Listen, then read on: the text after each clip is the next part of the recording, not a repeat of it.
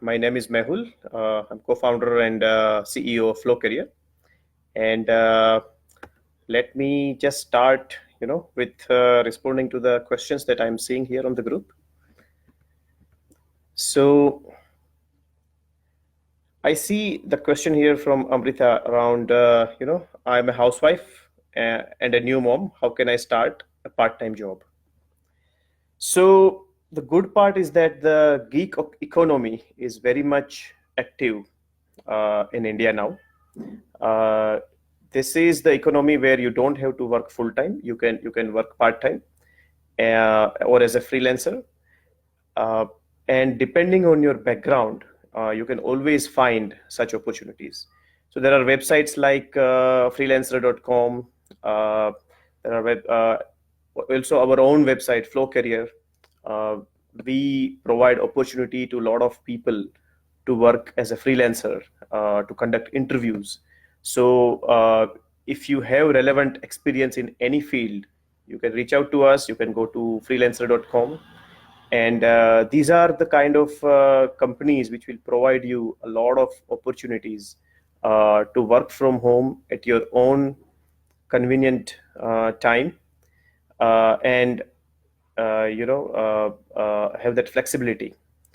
But just a bit of caution: be very careful about a lot of other places like in a Facebook and such, where they send you an emails that work part time and earn this much money and things like that.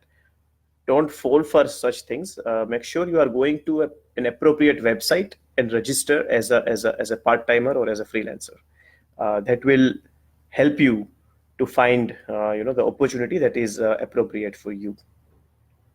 Uh, and as far as FloCareer is concerned, my own startup, you can reach out to me anytime, and we'll guide you on that. Then I have a question from Priyanka, uh, and that one is about the inevitable talk about your weakness interview question. Uh, so being authentic here is really critical. And I mean, everybody understands that nobody is perfect. So don't shy away to find something from your own personality.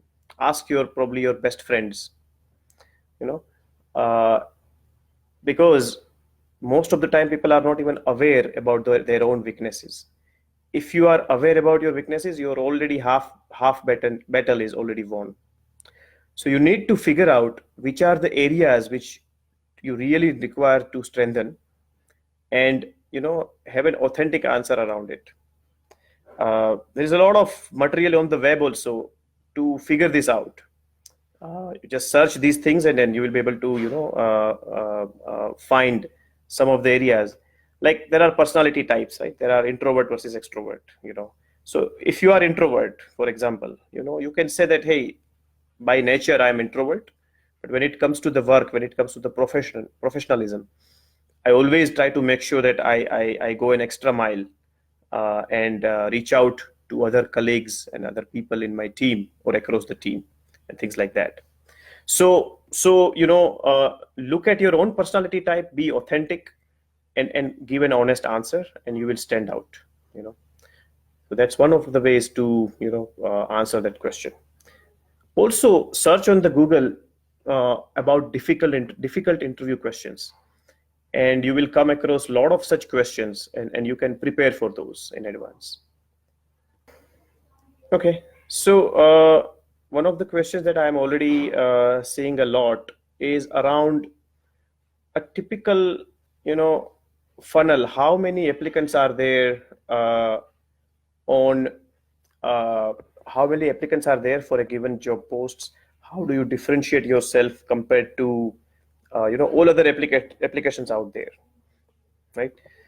And on that note, what I can say is that uh, typically you would see, depending on the kind of jobs, right?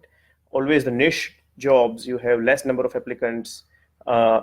More common job openings, you will see a large number of applicants. But a typical number for an IT job is around 100 applications per job opening, and almost 70 out of 100 are rejected based on the resume. Now there's a reason for that, why that happens. Most of the time, the job applicants would go and apply for every single job that they see available, even though they are not relevant, right?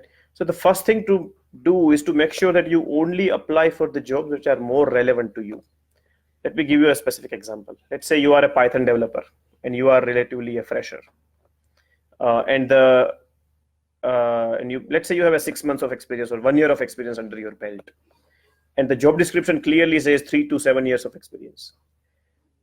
Just because the Python kind of a keyword matches, you go ahead and apply, and that this is gonna, not gonna work out.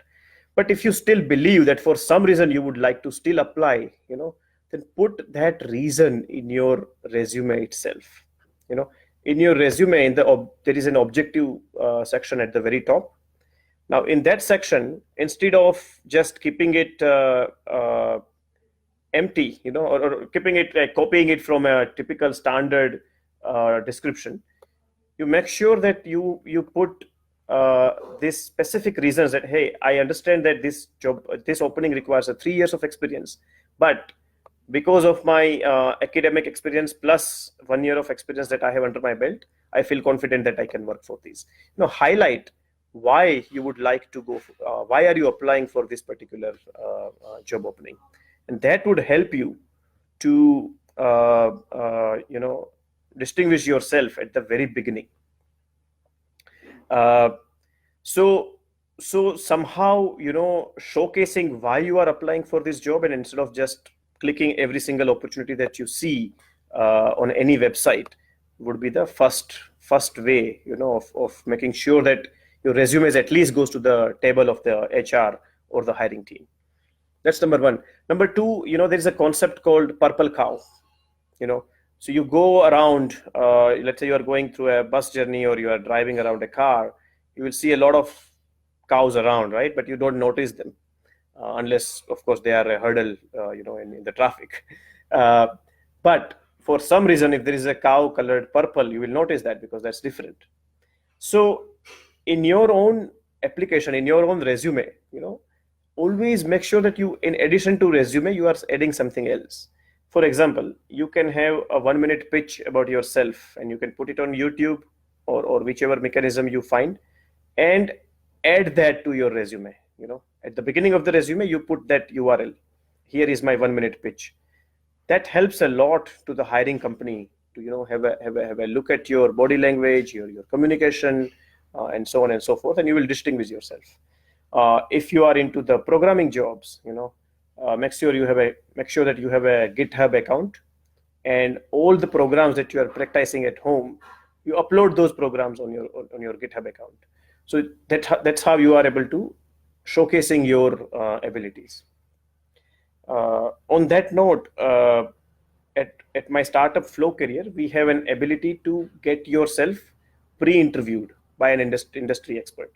So let's say you are a Java developer. We'll make sure a third-party independent Java developer interviews you, and you have that video recorded interview that you can submit along with your resume. That's one of the ways to differentiate yourself. Okay, I have another question here. What are the key points you have to look for in the job description while applying for a job? So that's a good question. In the job description, you have to see that the relevancy, whatever are your strengths, right, and whatever is described in the job description. Now the truth is, most of the times, even the HR, copy paste the job description from somewhere else and puts it to the particular job opening. So at the beginning, there is like a more of a generic requirement. I want a combination of Superman and Wonder Woman and this and that, right? You can skip to the key responsibilities part of the job description and focus on those things. Do you have right set of abilities to match at least 60 to 70% of those requirements. So focus on those, right? And then you will be able to know whether this matches your skill set or not. If there are few things here and there, everybody understands that there is never, you will never find a perfect match, right?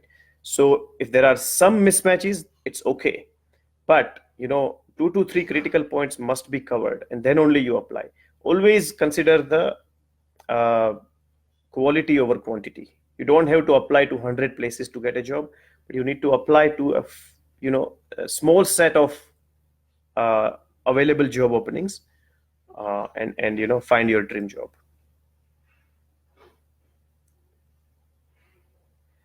Okay, I have a couple of other questions here. Let me just go through those, and I will answer those.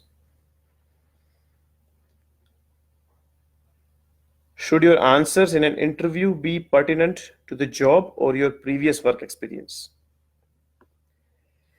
Now, this, if you can always show a specific example from your previous work, it always helps. So instead of showcasing just the theoretical knowledge, if you have any relevant previous experience, you should highlight those. Now, if you don't have any specific experience, you can always talk about something related to that. Let's say, for example, I'm again coming back to, let me give you one technology example and one non-IT, right? So that we cover the breadth. Let's say, for example, you are giving a development, an interview for a developer, and they're asking you about the database performance, right? And let's say you have not actually worked on those, right? But you have worked on your application performance prior to in your prior experience. You can always highlight those. And, hey, I have not got an opportunity to work on directly on the database performance. However, in my previous work experience, there was a situation where we were not able to scale our application beyond 100 transactions per second or something along like that, right? And this is what we did as a team, because if you are a relatively junior candidate, it is possible that you might not have worked on the problem statements all by yourself. So it is okay to showcase that with my team, or with the help of my team leader, or with the help of my architect, I solved these and these problems, right? And this is how I contributed. It is not a negative thing if you say that I worked with my team, and you don't have to showcase that I did everything by myself, right? Always showcase that, okay, I worked with the team, because team player is what everybody's expecting, right? In non-tech, let's say there's a question, you are working as an accountant, there's a question around GST filing, and you have not worked on those, but you have worked on the TDS before, right? It's a larger group, not necessarily you have worked on every single type of filings and so on and so forth. And your focus in a CF firm was only on the TDS filing, right? So you can always say that, okay, these were the deadlines, this is how I worked, this is what I used to do. So I can apply the similar framework when it comes to GST also. And these are the pitfalls. I need certain data from the client before I can prepare my return, and always keep a gap of 3 to 4 days between the deadline and you collect all the data from the client, because you might have another iteration. So always elaborate on something similar that you have done before. That would help you to make sure that you are able to convey, instead of just saying, no, I haven't worked on those. Always come up with something that you have worked on and highlight those. Okay, I have a question from Deepika.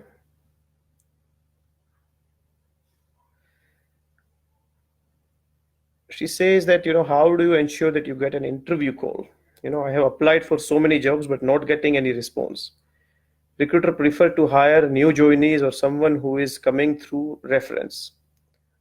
What should a woman do who has taken 4 years of career break and coming from a non-IT background? Good question. So As I mentioned before, if you are very specific about where you are applying and whether that has your matching or not, that is one critical thing. You need to highlight something that is different from just a resume. uh, I will put a link to one of the statistics infographics that we have in the group so that you can take a look at that. uh,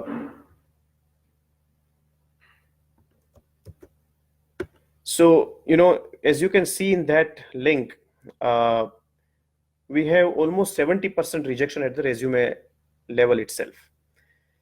Now, one of the ways you can differentiate is you can get yourself pre-interviewed, right? We do that on our platform at FloCareer platform. We have a collaboration with Jobs for Her also. So you can go in the reskilling section on Jobs for Her and see our offering of FloCareer. One of the key benefits we provide as part of that is you can get yourself interviewed by an industry expert who would be giving you star ratings from out of 5 stars on various skills. No matter what kind of background you have, we will find the relevant industry expert, get your interview done. That interview would be video recorded, and there would be a subjective description about how it went and things like that. And now you have an ability to forward that report along with your resume to wherever you are applying for a job. So that is one way to differentiate yourself. Instead of just sending a resume, you send your own interview link to the company. Another benefit of this approach is that on our platform, whenever the recipient of that application looks at your application, looks at your video interview, you will be notified. You will come to know that, okay, your interview or your profile has been viewed by the HR. As you have correctly mentioned here, right? You apply for so many jobs, but you have no idea what happens after that, right? It goes into a black hole. You have no idea, you apply to so many places, whether it is even read by the recipient, right? Here, you will come to know on what time and date, the HR has opened your application and looked at your interview and resume. So at least you get an idea that what kind of companies are at least opening your application, right? Who are looking at your resume, and then you can focus on those kind of companies, right? And that helps you a lot to decide where your focus should be. And believe me, there is a requirement from both ends. Even the companies are struggling to find right set of people. So maybe sometimes your expectations might be too high. You might be applying for a developer, QA and automation QA roles. You will be able to see that, okay, whenever I apply for the QA roles, they are always opening my resume, right? So that might give you a hint that that's the area where you should be focusing on. Okay, Akshata Nayak have a question here. I am from IT trying to get into writing. Also, I have a blog and I'm active on LinkedIn. While applying for content writing assignments, freelance, how do I make sure I stand out in a crowd? So if you have a blog and if that blog has certain statistics that you can showcase, go for it. Always highlight those things. Be driven by number, right? You can say that, hey, I have this blog about XYZ, whatever the things that you are writing about, and then you can mention that in your resume at the very beginning. So you can showcase in your resume whatever you want to highlight, right? And that would be one way to ensure that you are highlighting your strengths over there. Uh, uh, Probably you can start, if you are from the IT background, you can start writing the reviews of certain IT products that is relevant for you, right? I'm not sure what kind of things you are writing in your blog, but if you are not doing that kind of reviews, feel free to do that, right? So you will be able to showcase that your writing skills combined with your IT background, how that can be useful to a company. Yeah, the question about tell me something about yourself which is not on your resume, right? So there again, you can always talk about your hobbies and such. Again, try to stand out, be authentic, something from your from your college time, something interesting that happened, and you talk about that, right? But hobbies will definitely help. You can probably omit hobbies from your resume, right? And then talk about it when this question is being asked, because yeah, I mean, as a fresher, you might want to put the hobbies, but if you have some experience behind your, under your belt, don't write about the hobbies on the resume, so that you have a chance to talk about it when they ask this particular question. So yeah, so there is a question from Gira Rastogi. Why is it so difficult to get back to work after sabbatical for non-technical women? Have researched so many back to work programs, but all but by IT companies. Why does it? Why does that happen? Hard for me to start afresh. How? What do I start? So first thing first, you need to understand that unfortunately, in India we have this mentality of scarcity, right? Mentality of scarcity means that there is not enough out there, and we have to be there to grab the right thing, right? That is how we always have traffic jams. If I have a 6 inch of space in front of me, I have to grab it, otherwise I'll not get it. That is why we break the queues and things like that.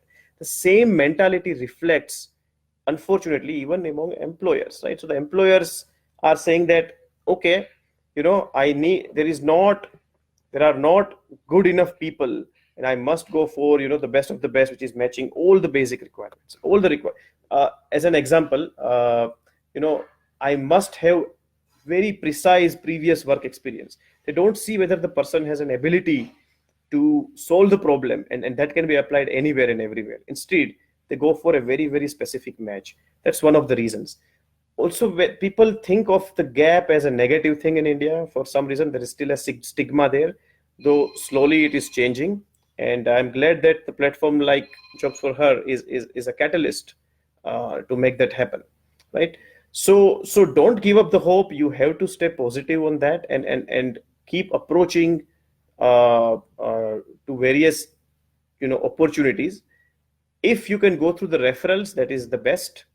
If you don't have a direct referral, LinkedIn is also an amazing place to get introduced through somebody, and you will be surprised what kind of connections you find there, right? So if you are having a non-IT background, and if you can write a little bit more about your precise background, that will always help. But you can even if it's a non-IT background, there are a lot of companies which is now willing to take women back to work if you can prove your credentials, right? So no need to give up on that. Don't worry about a specific program. You go for the application, and you highlight somewhere in your resume at the very beginning that this was the gap, this is the reason, but I am capable for the work. Okay, a question from Anu. I just finished my graduation in June. Due to lack of experience, I am always wondering how to make an employer hire me. Can you please suggest how to make my resume stand out from the person who possibly has some experience?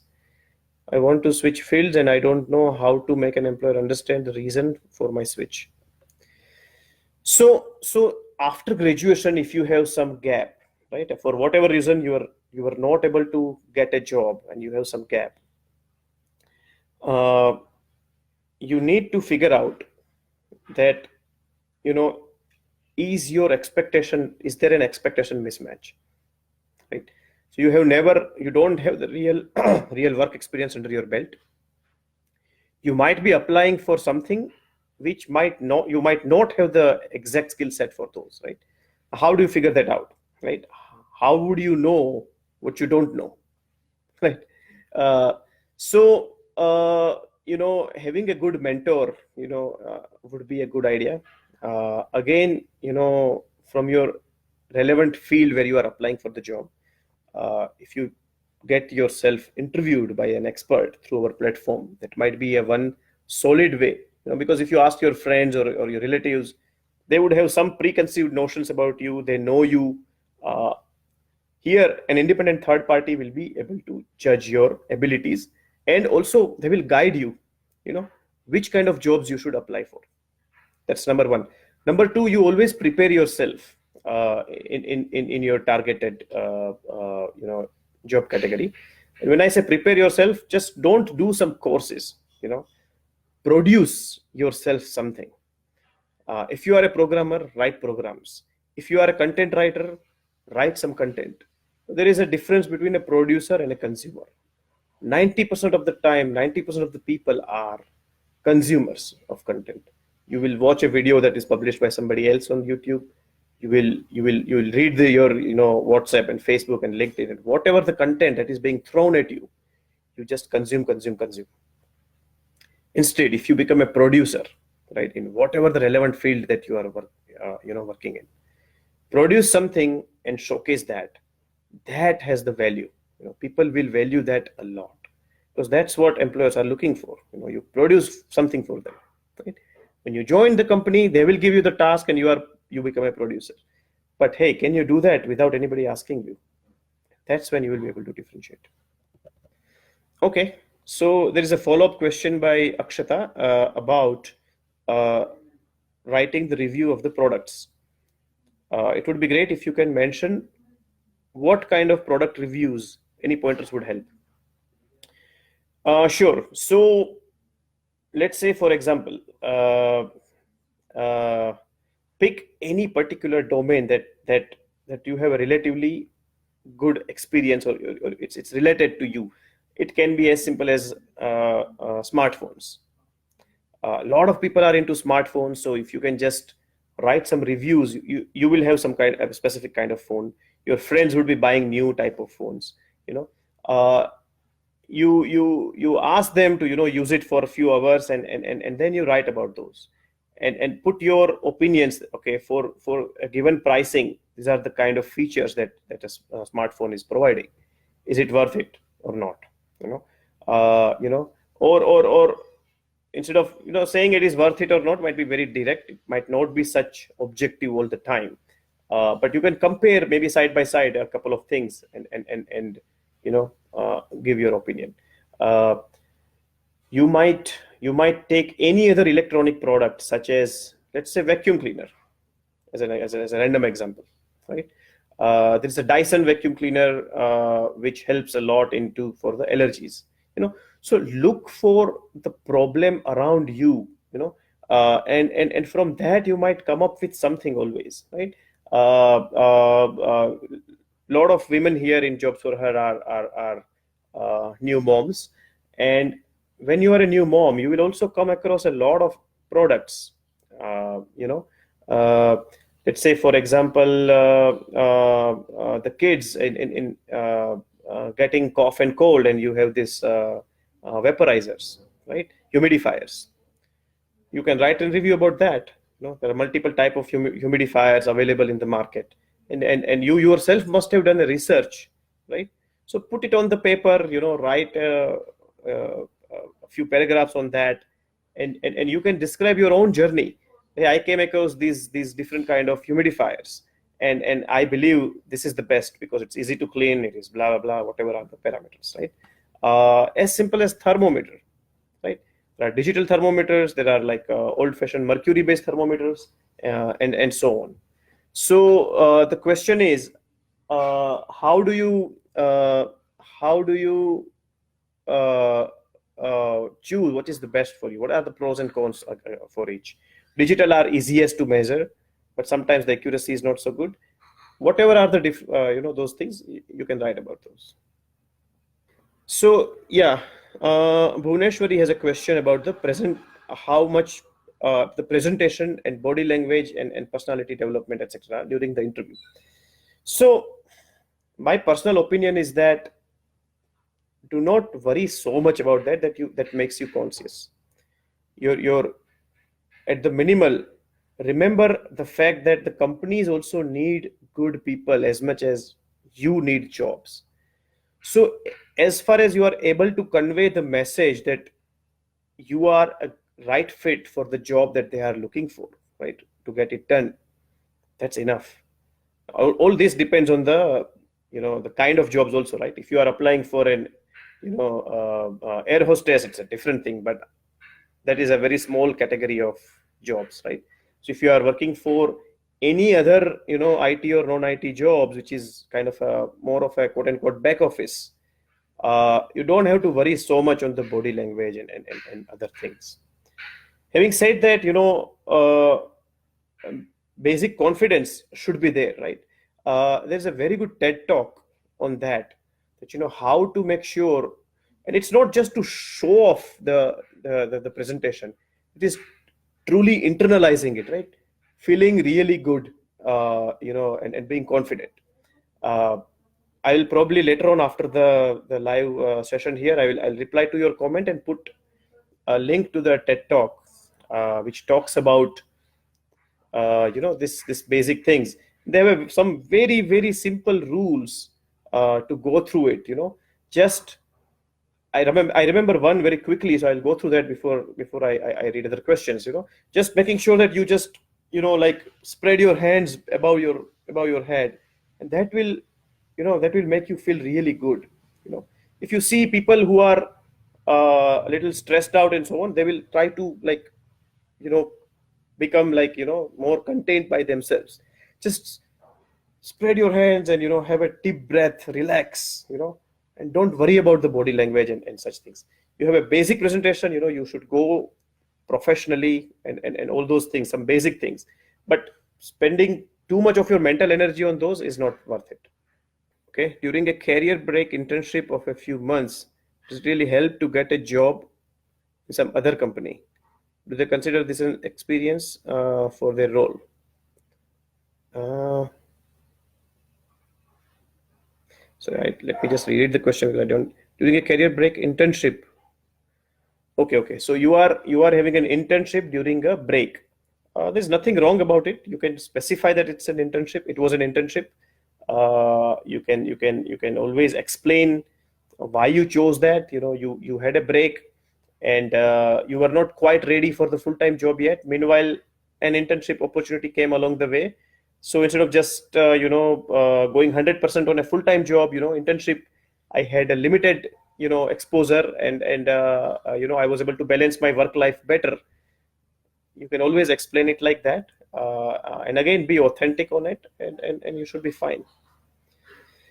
Deepika has another question with regard to my first question. Please specify whom can I contact for an interview recording. I'm not aware of this. Okay. So what you can do is here on the Jobs for Her platform itself, you can go to reskilling section and go to the expert services. You can go to reskilling and expert services, and there you will be able to find an offering from FloCareer. You can look at those and reach out to anybody from Jobs for Her. You can showcase there that you are interested in that, and somebody from Jobs for Her would contact you for more discussion around the same. Okay. Another question is that how can you include your career break to your advantage for the new role? You can always say that you are a responsible person, and it depends why you had a career break, right? You had a career break because for example, your spouse went to out of country where you were not allowed to work. The work permit was only given to your spouse, or you had a career break because of your wedding, and you had to relocate, or because of the pregnancy and the kids, right? So you have to showcase that while you had to take the career break because of any of these reasons, and you wanted to have a proper work life balance, uh, you are also a career oriented person, right? So showcase that, and mention that, okay, at different point of time I have a different priorities, so I had to address certain priorities. Now I am ready to get back to work, and I'm also very much I don't want to do the job for the heck of doing the job. I want to do the job to make sure that I have a decent career, with me. Uh, and women has this wonderful abilities to play these multiple hats better than men, in my opinion. So you can always say that, okay, while family was or certain circumstances were the reason I had to take a break, you know now I'm ready to get back to the work, and what are my priorities, what kind of career I'm looking for. Always go after the career and not just the job, right? So I think with that, we can probably conclude this Q&A session. Let me see if one last time if there is any question. Otherwise, I think we are way beyond our 30 minutes that we scheduled. But feel free to comment here on the group if you have more questions. I would answer those, and you know yep, we'll take it from there. If you have any more questions, make sure that okay. There's one more question from Ritu. I think what I will do is I'll reply to that in the comment, so that we can conclude at least this recording, and I'll take it from there.